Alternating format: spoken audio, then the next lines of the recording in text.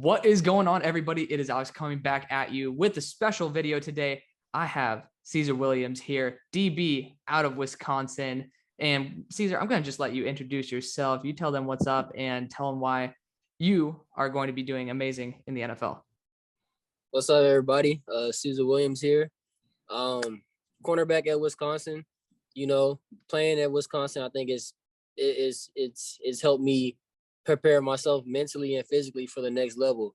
If you just take a look at who I am, what I do, take a look at my film, I think everything will speak for itself. I think I'm one of the top corners in this upcoming draft, whether it's said right now or later, but everything will come full circle.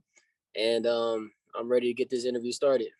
Awesome. Well, I appreciate you taking the time for this. I'll just let you guys know who do not pay a ton of money for PFF premium stats. This guy last year led up with just about 42% completion percentage and has 3 interceptions, 5 pass breakups, which if you are not skilled in knowing those statistics, that is elite caliber. So I saw Caesar when I was looking at Leo Chenal, which, by the way, I'm going to ask you some questions about your boys, Leo and Jack, in a couple of seconds. But yeah, you popped off on tape to me. So I wanted to bring you on here because you had some NFL talent written all over you. So, of course, wanted to bring you in to show you off to the community and allow you to have a voice yourself. So, first question for you. So what do you like the best about playing up at Wisconsin? I know that you're in Dallas right now. So what about Wisconsin was so intriguing for you? Well, you know, when I first got the offer of Wisconsin, I got off the phone with the coach. You know, I looked to my friend who was it was Jeff Okudah at the time. Okay.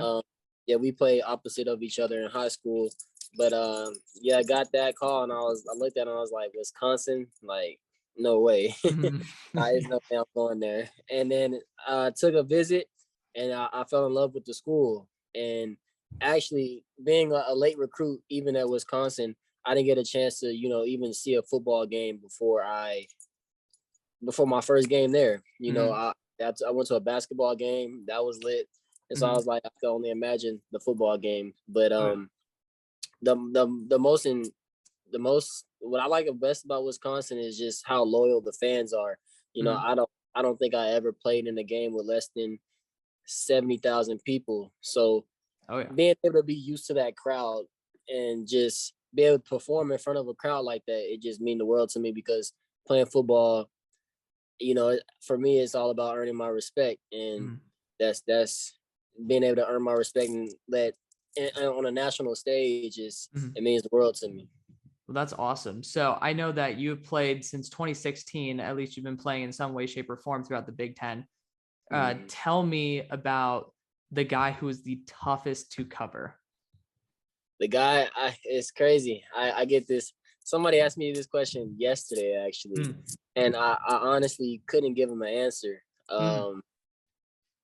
I personally never had a struggle guarding any receiver in the Big Ten. You know, I say some guys were good. I know, like, some guys have their, you know, they're everybody's good at something. Yeah. Like Chris Olave, of course, he's fast. David Bell has good hands. Ty Freifogel, big body receiver.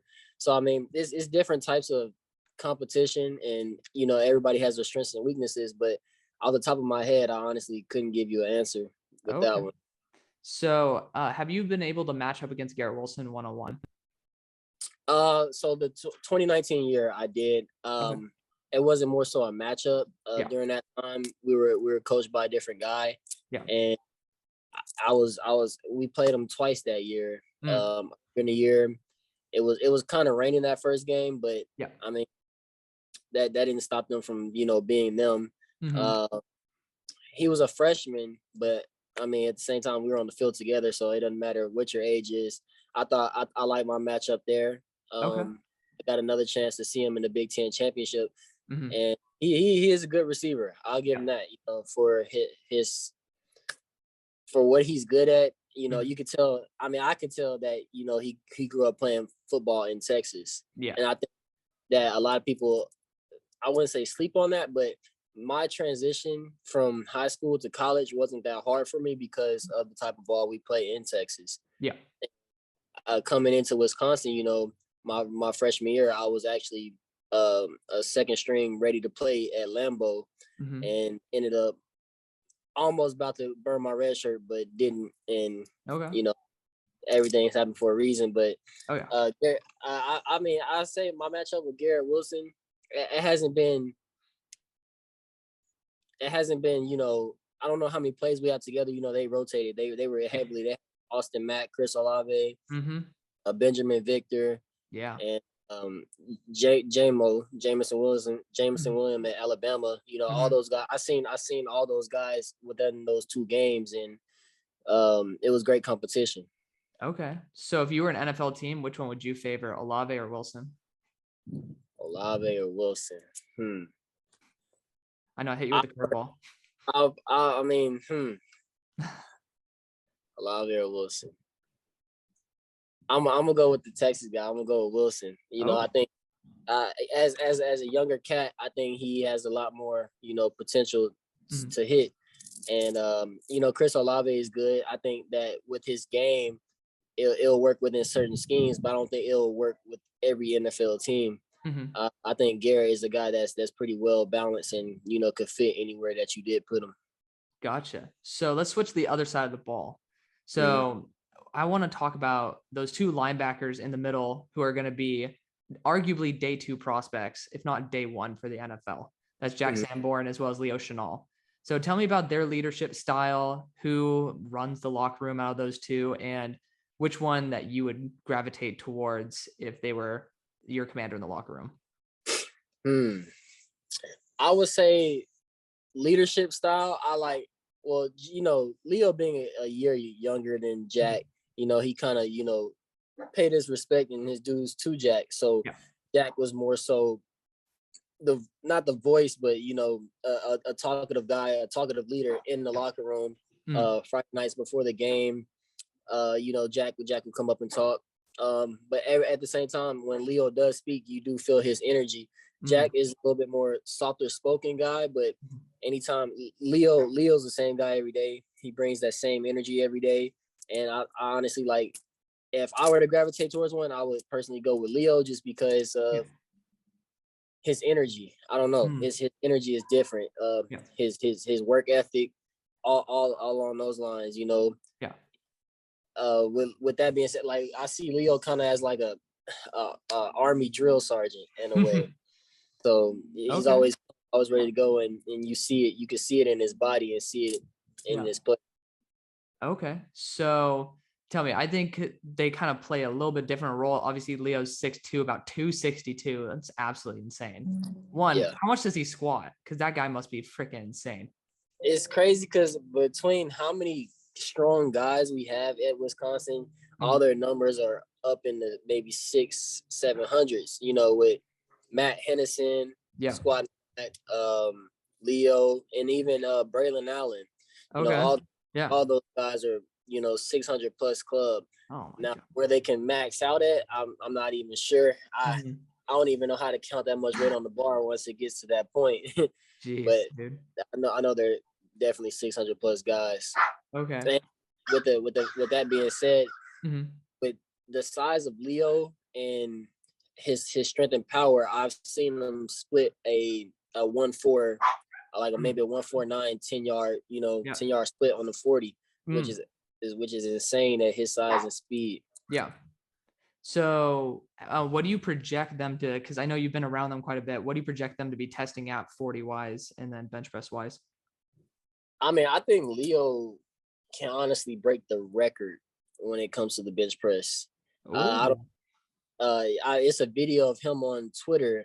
It may have been his freshman year or before he came to Wisconsin, but him just casually bench pressing 40 times with no spot, you know, like it was nothing. So, but with Jack, I can see Leo running a 4.4 just because everything, the 40 is more so a technique than more people think it is. It's a that drive phase, and it's a lot into the 40 that you really don't know. I mean, all these drills that we're learning are a technique when it comes to the shuttle, the L drill, 40, broad in vertical, that's more so just natural instincts and natural talent. But Mm. all those other running, you have to be smooth. You have to know it's so many steps Yeah. that you want to get that 40 in and be Mhm. at a certain part. I can see Leo running low 4.5. I Okay. mean, I'm not saying 4.4 isn't capable because we've seen backers do it. Yeah. Jack is just a football player to me. You know, I like his style. You know, he's not really into the measurements and the measurables and all that. And that's kind of like where I like my play as well. I mean, I can be athletic at the same time. I don't rely on athletic ability to play football.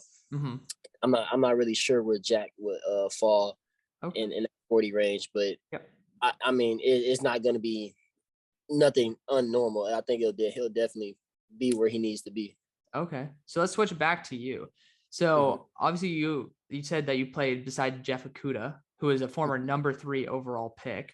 So one, speak to that a little bit and your guys' relationship, but also how's he been doing recently? Because we know that he's had some injuries and obviously it hasn't been the smoothest transition to the NFL so far.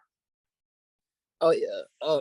Our relationship, you know, him ever since he moved from New Jersey, we've been best friends. We went to middle school together, high school together, and we finally split up when we left for college. But even after we left college, you know, when we came back home for breaks or even playing each other in the Big Ten championship games, I think we might have seen each other maybe 4 times, but you know, 2 times when we're both actually on the field. Is actually, it's like a blessing. You know, you don't get to see that too often. And us growing up, we grew up and had the same trainer. So Coach Clay Mack, you know, I would take, I was the one that, you know, I drove kind of early and I was the older guy than Jeff. So we would make that drive on a Wednesday night, on a school night to train for about 2 hours every week. Even on the weekends, we'll make that drive wherever our trainer was. And kind of, you know, seeing Jeff mold from he was a freshman on varsity playing outside linebacker, and you know, I was a cornerback, and you know, he's a big cornerback. You know, letting him meet my trainer, and you know, and then him doing the rest with that. You know, you just see the growth. Our relationship, you know, is I mean, blood couldn't make us any closer. Wow. Being there for everything. You know, he was there for my graduation. That's great. Even, you know, being there when his mom passed, and you know, all the little things. You know, he just recently had a daughter, and I think that was and I think that was a blessing for when his mom, you know, did pass away. It kind of happened at the same time. And so, but mentally, I think the NFL, I think Jeff is gonna have one of the best bounce back stories there is. Oh yeah. You know, that's like mentally, that's like one of the strongest guys I know. You know, and the way he preps is unmatched.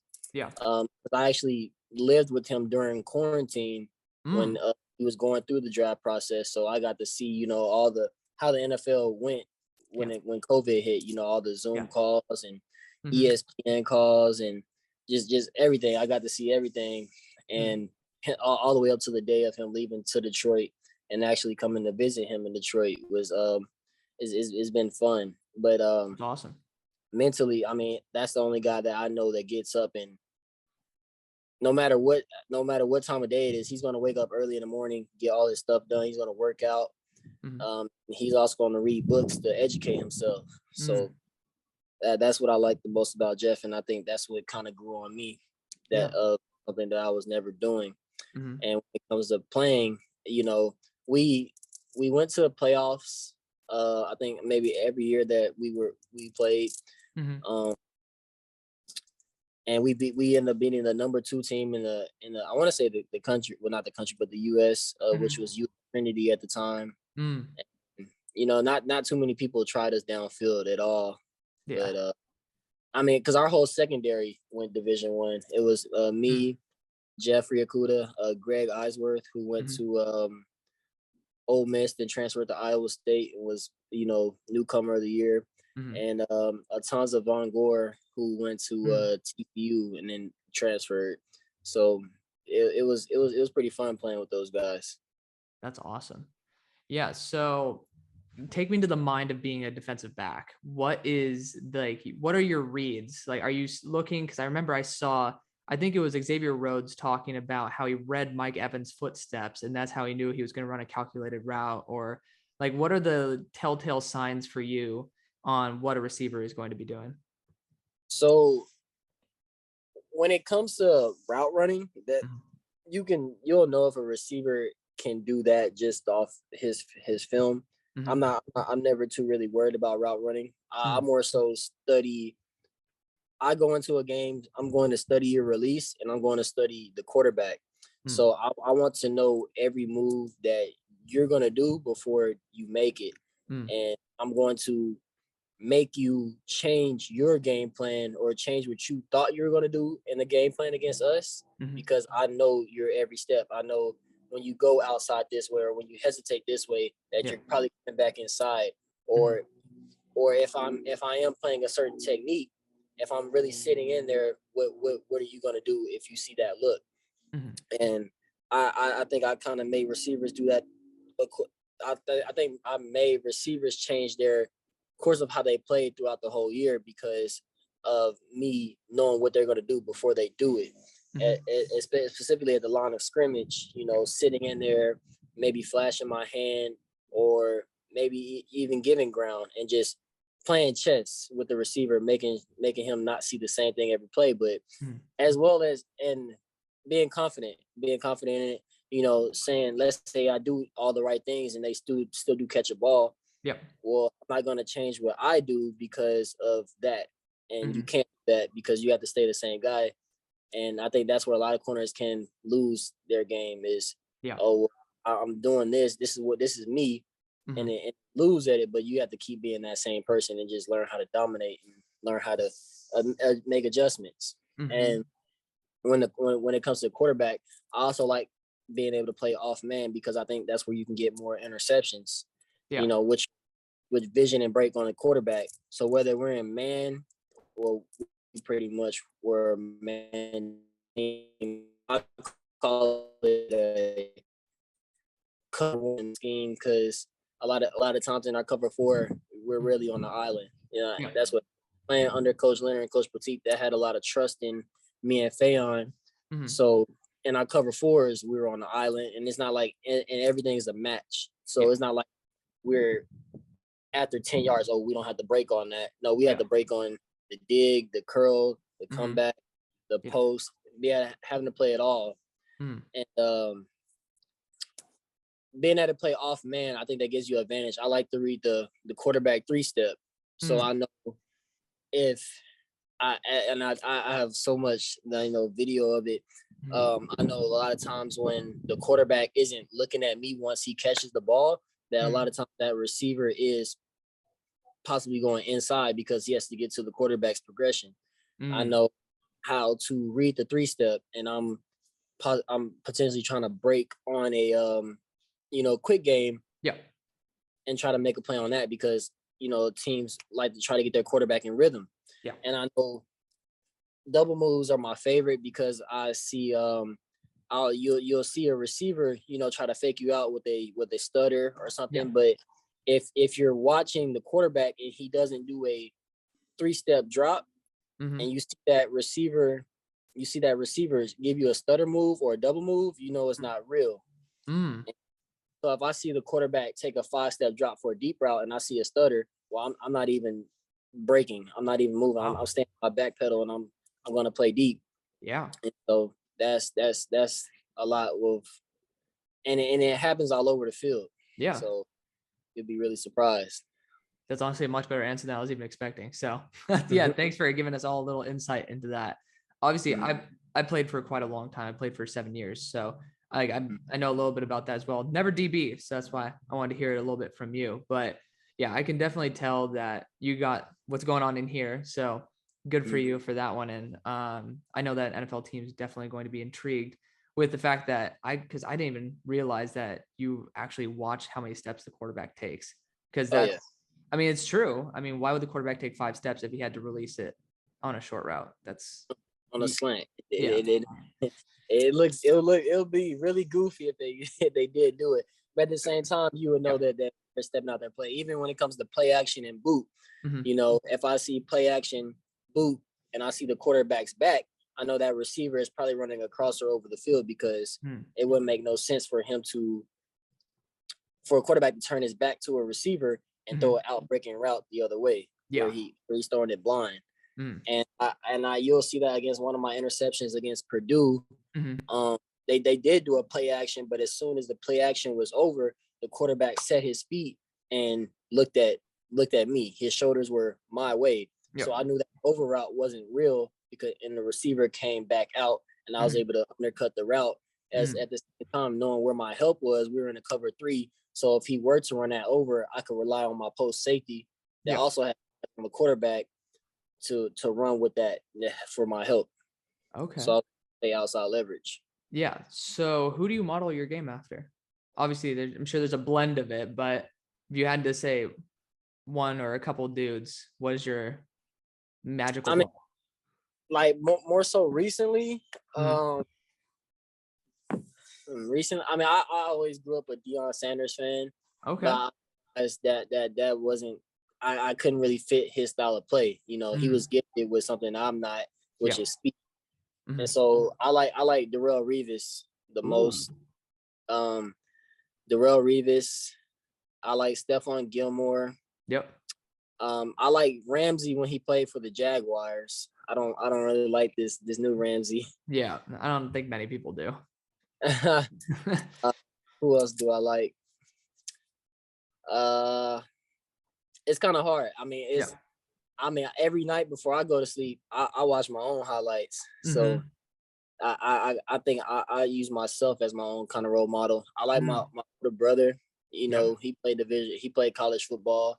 He'll teach me what, you know, and he was very athletic and very technical. Yeah.